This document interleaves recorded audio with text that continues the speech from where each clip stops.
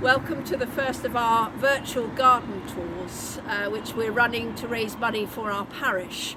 Welcome to the Vicarage, where we've lived for 4 years, and I'm now going to hand you over to my husband Phil, who is the gardener, to take you around the garden.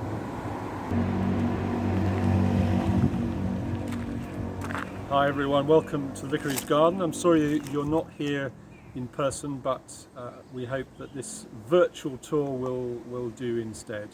So we're going to start at the front, and many of the plants, as you will know, were planted by David Ridgway and I think probably some of his predecessors. And starting at the front here, these some brilliant specimens, the Trachycarpus palm and the Scheffler over there, and this lovely olive tree just here, and the Formiums. And we're adding actually some plants from my mum's garden, including this yucca, which is going to go somewhere. And if we turn round, again, plants that I think David's put in, this lovely gravel garden in effect. It's nice and wild, and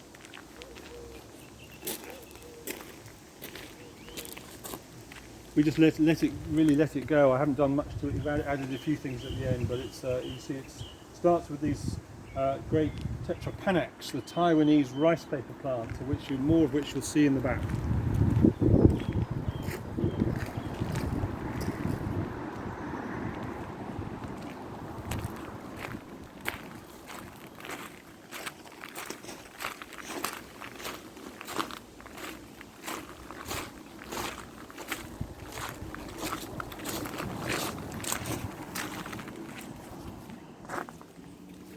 So we've come to the back now, and we've got this aerial shot so you can see that we've been digging up the grass and adding more plants, adding more beds. There are 2 beds in front of the house here, and then one in the middle there, and then the long border over there. And we've taken down a huge old hedge that was taking out a lot of the light. And then there's the garden transitioned into wood at the end, you can see, and we'll go and have a look at the wooded area and the bamboo down the bottom. And David's double greenhouse where he kept all his orchids, which I've been using as a place to grow lots of things from seed. Going through now into the back garden, and you can already see some of the structure of the bamboo that David's planted here. And we've got this lovely Fatsia japonica, the castor oil plant, doing very well here. Come through and you see the garden opened out. We've added these beds in the front here, and we're going to have a look at some of those.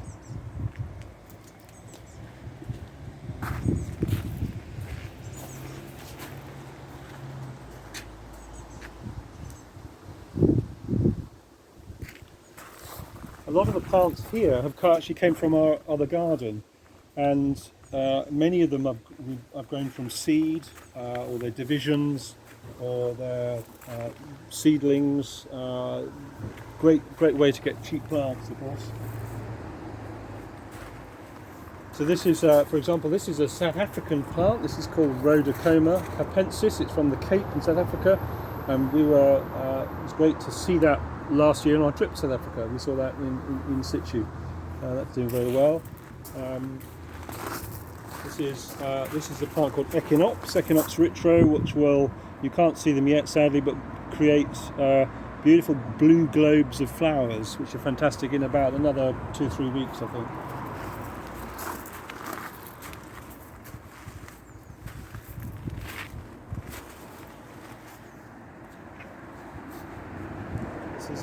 This is a plant called Russian hibiscus, again grown from seed, which will come up quite a bit higher and create. Its flowers are white, quite tall up here, white flowers, which are quite spectacular later in the summer.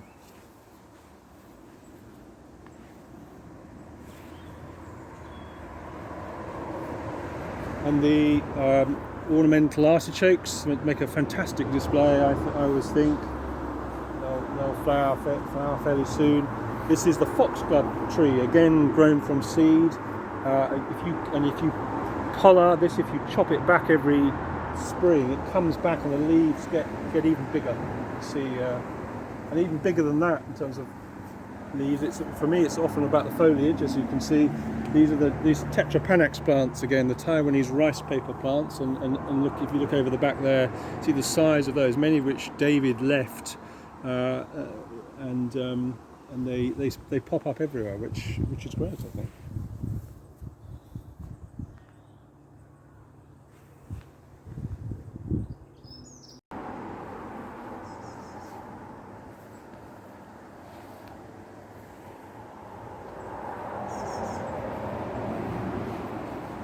So we come over to the border in the middle, and we've got the Cersium, the dark, or the sort of purple pink flowers there, which you can see at the moment bees absolutely love. It's always covered in bees.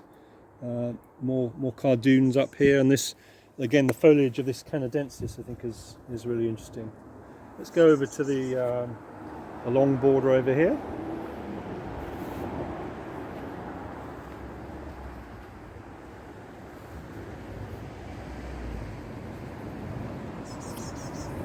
And this is work in progress. We've got some the shuttlecock ferns here. A Japanese plant at the back there called Koringashoma, which is interesting. This is these round, deep green plate-like. That's a plant called Darmera peltata, and into this area, which is more of a boggy area. It's quite hard, and well, until today when it rained, but it's been so dry in May, hasn't it? And this is partly fed from a water butt over by the main greenhouse, and you can see the Chinese rhubarb, the Rayum palmatum, is very, very happy there, and the dark ligularia, again, lots of plants that have been divided, and works down through into the I'm going to call it the hosta park. Lots of hostas have been divided. Some come from my mum's garden, and again, more work in progress. And then I have to show you Spotty Dotty. You come in here. It's a rather spectacular plant. Again, likes to be in moist. Spotty Dotty.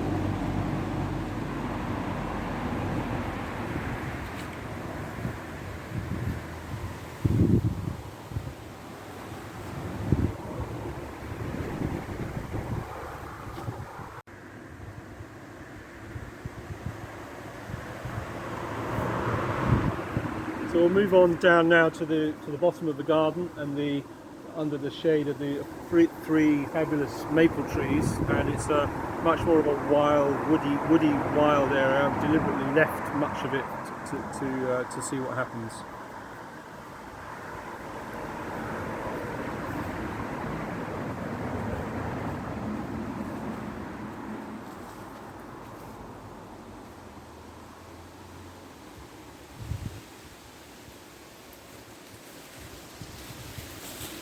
And we've been adding some ferns and tree fern here, which is just you can see the fronds just unfurling.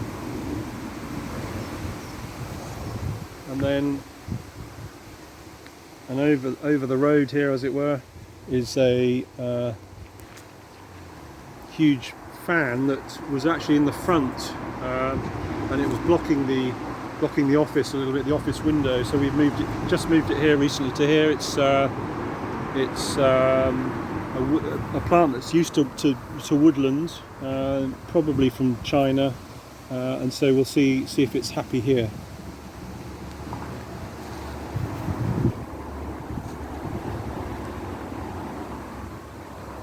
You come on down and you can see again lots of different types of bamboo, many of which, if I'm honest, I don't know what they are.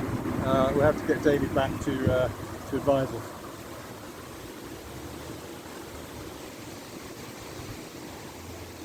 And we don't go into the back here. We'll store some wood there, but try and leave it nice and wild. Come through.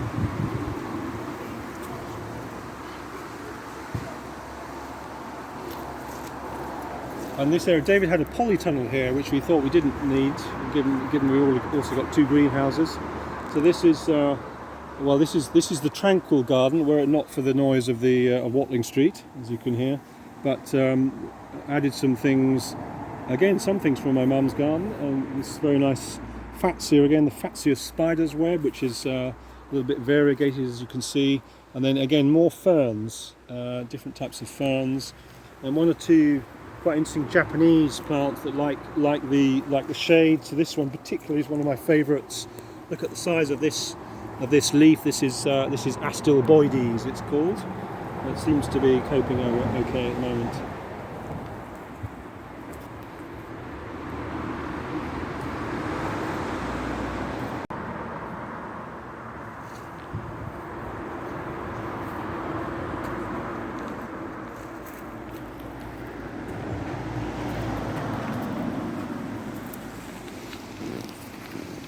So we come through to the area near the greenhouse, and you can see this old pig feeder from my parents' house is being put to good use with some strawberries in it. And we've got some other edibles coming here, some broccoli and some courgettes and some beans and so on. We'll go into the greenhouse. See here this fabulous echium, which is voted with its feet really by coming out through the window. And again, it's something else that's always covered in bees. Bees absolutely love the blue flowers on the echium.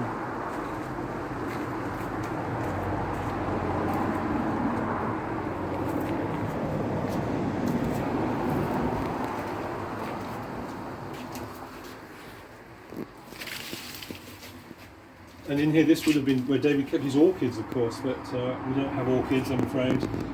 Have got tomatoes and pumpkins down here, and some other permanent planting here. This is Melianthus, and this is a plant called Agnistus, grown from seed. And over here is the sort of engine room where I'm trying to produce some new things. This is a little tree lupin, or will be, and this is a teak, or will be a teak tree, believe it or not. Quite small at the moment, but it will become a teak tree at some point. So we'll go round the side of the house and just look at the last beds around the side of the house now.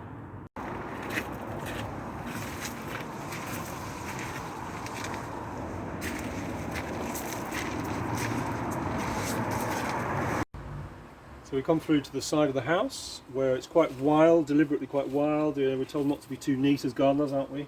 So it's interesting to see what comes up.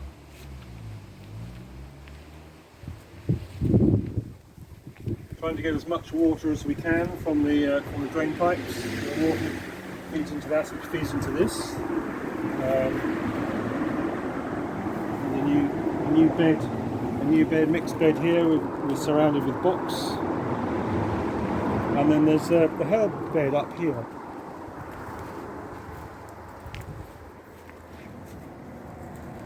With mint, and as you can see, mint and rosemary, and lemongrass and thyme coming through.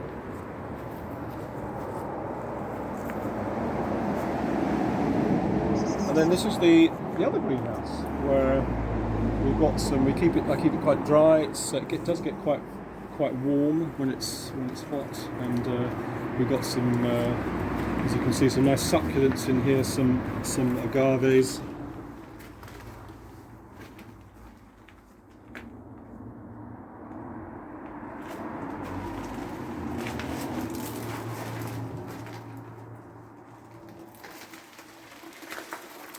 And you can tell it's locked down from the exercise equipment we've got in here at the moment.